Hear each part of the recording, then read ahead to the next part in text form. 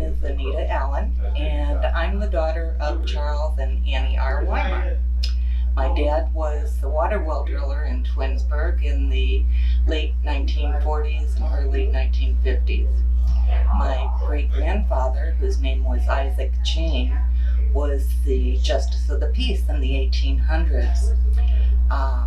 His wife was the niece of Lumen Lane, the town historian.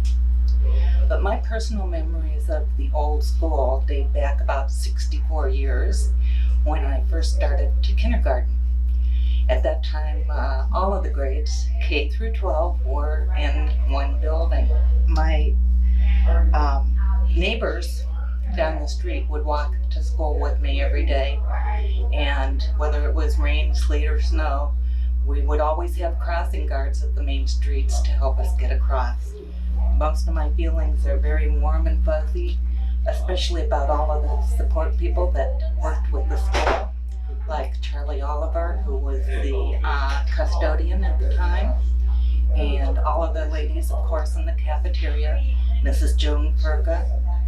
And my best picture in my mind is of Carrie Hinton up in Mr. Mercer's office. She would be using the mimeograph machine back before we had Xerox introduced to the world. That all of the teachers always treated us with respect, and they instilled a feeling of confidence in us.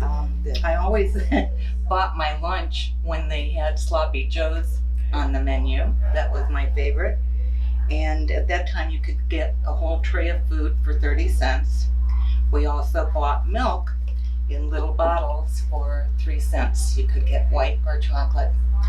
Now, we had a little utensil that fit over the top cap that had a little spike in it, and when you put it on top of the milk, it would make a hole for you to put your straw in.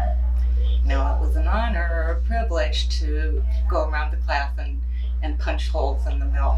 The playgrounds and the gymnasium were places where we could get away and play and escape from the classroom. So the teeter-totter and the merry-go-round were my favorites out there.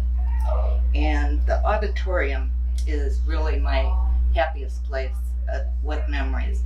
My dad also attended the old school, and he was in a play later on when he was part of the VFW here in town.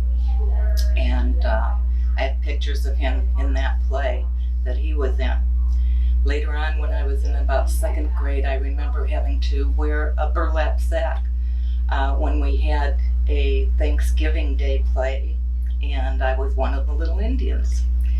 In fifth grade, I was actually a little bunny, and I wore a great big macrame head that we had to make.